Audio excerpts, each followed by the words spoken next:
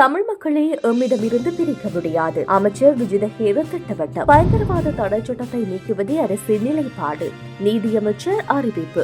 சாரதிகளை சுற்றி வளைக்கும் நடவடிக்கைகளில் போலீசார். மோடியால் திறந்து வைக்கப்பட்ட தமிழ் விவசாய சேமிப்பு வளாகம் தொடர்பில் சர்ச்சை. மக்கள் விரோத அரசாங்கமே ஆட்சியில் சஜித் குற்றச்சாட்டு. ஆப்கானிஸ்தானில் பதிவான நிலநடுக்கம். வீதிகளில் தஞ்சமடைந்த மக்கள். கனடா டொரண்டோ மக்களுக்கு விடுக்கப்பட்டுள்ள எச்சரிக்கை.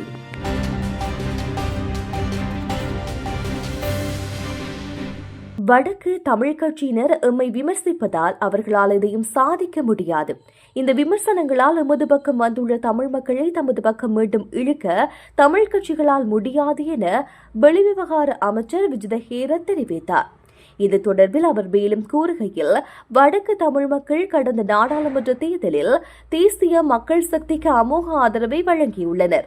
இந்த நிலையில் அந்த மக்கள் நடைபெறவுள்ள உள்ளூராட்சி சபை தேர்தலிலும் எமது கட்சிக்கு ஆதரவு வழங்குவதை தடுக்கும் வகையில் வடக்கு தமிழ் கட்சிகளின் முக்கியஸ்தர்கள் என்று சொல்லப்படுபவர்கள் நான் உள்ளிட்ட எமது கட்சியின் உறுப்பினர்களை தற்போது விமர்சித்து வருகின்றார்கள்.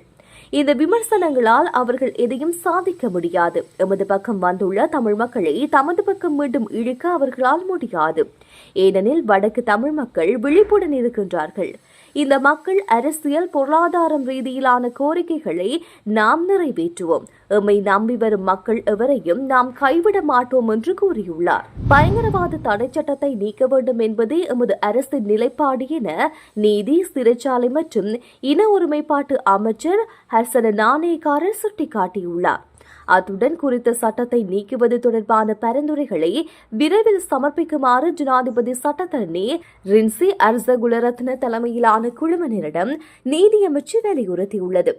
பயங்கரவாத தடை சட்டத்தை நீக்குவது தொடர்பான ஆரம்பகட்ட கலந்துரையாடல் நீதியமைச்சர் ஹர்சன நாணயக்காரர் தலைமையில் கடந்த வாரம் நீதியமைச்சில் நடைபெற்றது. இக்கலந்துரையாடலில் பயங்கரவாத தடை சட்டத்தை நீக்குவது குறித்து ஆராய்வதற்காக கடந்த பிப்ரவரி மாத இறுதியில் ஜனாதிபதி சட்டத்தரணி ரின்சி அர்சகுலரத்ன தலைமையில் நியமிக்கப்பட்ட குழுவினரும் பங்கேற்றிருந்தனர். அதன்படி அங்கு கருத்து தெரிவித்த ஹர்சன நாணயக்கார பயங்கரவாத தடை சட்டத்தை நீக்க வேண்டும் என்பதே தமது அரசாங்கத்தின் நிலைப்பாடாகும்.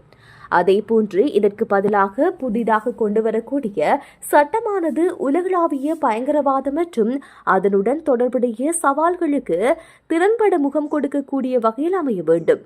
அதேவேளை அச்சட்டம் சர்வதேச நியாயங்கள் ஊடாக ஏற்றுக்கொள்ளப்பட்டு எமது நாட்டின் அரசியலமைப்பின் ஊடாக உறுதிப்படுத்தப்பட்ட மனித உரிமைகள் மற்றும் கருத்து வெளிப்பாட்டு சுதந்திரம் என்பவற்றை பாதிக்காத வகையில் இருக்க வேண்டும்.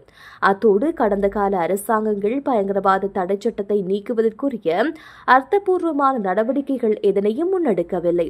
எனவே தற்போது நியமிக்கப்பட்டிருக்கும் குழுவான மிக குறுகிய காலத்துக்குள் பயங்கரவாத தடை சட்டம் இல்லாதொழிப்பது தொடர்பான விடயங்களை சமர்ப்பிக்க வேண்டும். மேலும் எதிர்வரும் மே மாத தொடக்கத்திலிருந்து இது குறித்து பொதுமக்கள் மற்றும் சிவில் சமூகம் உள்ளடங்கலாக சம்பந்தப்பட்ட தரப்பினரின் கருத்துக்களை அறிந்து கொள்வதற்கு நடவடிக்கை எடுக்கப்படும் என அமைச்சர் ஹர்சன நாணயக்காரர் தெரிவித்தார். சாரதிகளை சுற்றி வளைக்கும் நடவடிக்கையில் போலீசார் தீவிர அவதானம் செலுத்தி வருகின்றனர். அதற்கமைய மது அருந்திவிட்டு வாகனம் ஓட்டுபவர்களை கைது செய்யும் நடவடிக்கைகள் தொடர்ந்தும் நடைபெற்று வருவதாக போலீஸ் தெரிவித்தனர். போதைப்பொருள் பயன்படுத்தும் ஓட்டுநர்கள் அடையாளம் காண நாடு முழுவதும் விசேட நடவடிக்கைகள் மேற்கொள்ளப்பட்டு வருகின்றது. பொதுமக்கள் மது அருந்திவிட்டு வாகனம் ஓட்டுவதை முற்றாக தவிர்க்குமாறு போலீசார் அறிவித்துள்ளனர். இந்திய பிரதமர் நரேந்திர மோடியின் இலங்கை வருகையின் போது திறக்கப்பட்ட தம்புள்ளையில் உள்ள வெப்பநிலை மற்றும் ஈரப்பதம் கட்டுப்படுத்தப்பட்ட விவசாய சேமிப்பு வளாகம் இன்னும் செயல்படும் நிலையில் இல்லை என எதிர்க்கட்சி நாடாளுமன்ற உறுப்பினர் டாக்டர் ஹர்சடி சில்வா குற்றம் சாட்டியுள்ளார். இது தொடர்பில் கருத்து தெரிவித்த அவர் தற்போதைய அரசாங்கம் குறித்து சேமிப்பு வளாகம் திறக்கப்பட்டதாக கூறி மக்களை ஏமாற்றியுள்ளது.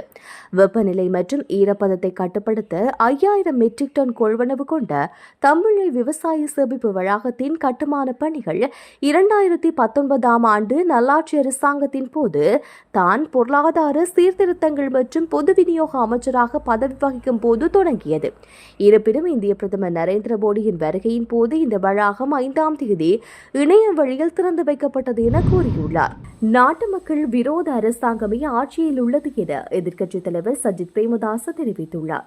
நாட்டு மக்களுக்கு தேவையான உப்பை கூட உரிய முறையில் விநியோகம் செய்ய முடியாத அரசாங்கத்தினால் எவ்வாறு மக்களுக்கு நலன்களை வழங்க முடியும் என அவர் கேள்வி எழுப்பியுள்ளார்.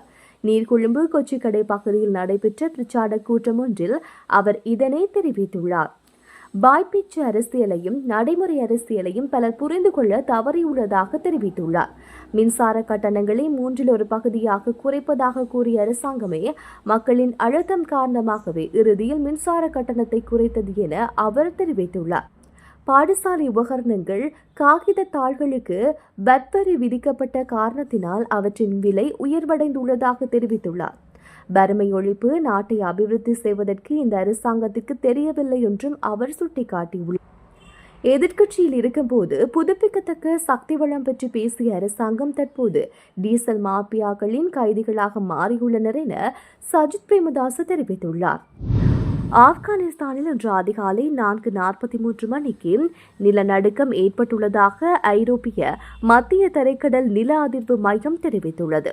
ஆப்கானிஸ்தானின் இந்துகுஸ் மாகாணம் பக்லான் நகரிலிருந்து 164 கிலோமீட்டர் தொலைவில் 75 கிலோமீட்டர் ஆழத்தில் 5.9 ரிக்டர் அளவில் நிலநடுக்கம் ஏற்பட்டுள்ளது. நிலநடுக்கத்தால் கட்டடங்கள் அதிர்வடைந்ததைத் தொடர்ந்து பொதுமக்கள் அதிர்ச்சியடைந்து வீட்டை விட்டு வெளியேறி வீதியில் தஞ்சமடைந்ததாக தெரிவிக்கப்பட்டுள்ளது. இந்த நிலையில் ஆப்கானிஸ்தானில் ஏற்பட்ட நிலநடுக்கம் இந்தியாவிலும் உணரப்பட்டதாக இந்திய ஊடகங்கள் செய்தி வெளியிட்டுள்ளது. எனினும் இந்த நிலநடுக்கத்தினால் உயிரிழப்பு எதுவும் ஏற்படவில்லை என தெரிவிக்கப்பட்டுள்ளது. கனடாவில் சைக்கிள்கள் அதிகளவில் களவாடப்படுவதாக சைக்கிள் ஓட்டிகளுக்கு எச்சரிக்கை விடுக்கப்பட்டுள்ளது. சைக்கிள்களுக்கு பாதுகாப்பான பூட்டை கொள்வனவு செய்ய வேண்டும் எனவும் பாதுகாப்பான இடங்களில் சைக்கிளை நிறுத்தி வைக்க வேண்டும் எனவும் காவல்துறையால் அறிவுறுத்தல் வழங்கப்பட்டுள்ளது. டொரண்டோவில் கடந்த ஆண்டு சுமார் 3000க்கும் மேற்பட்ட சைக்கிள்கள் களவாடப்பட்டுள்ளதாக தெரிவிக்கப்படுகின்றது. கனடாவில் இளம் தலைமுறையினர் அதிகளவில் சைக்கிள் ஓட்டத்தில் நாட்டம் காட்டி வருவதாக ஹலிபெக் துணை மேயர் மின்சின் தெரிவித்துள்ளார். அத்துடன் சைக்கிள் என்பது தற்போது ஒரு பரவலான பயண முறையாக மாறியுள்ளது எனவும் அவர் குறிப்பிட்டுள்ளார்.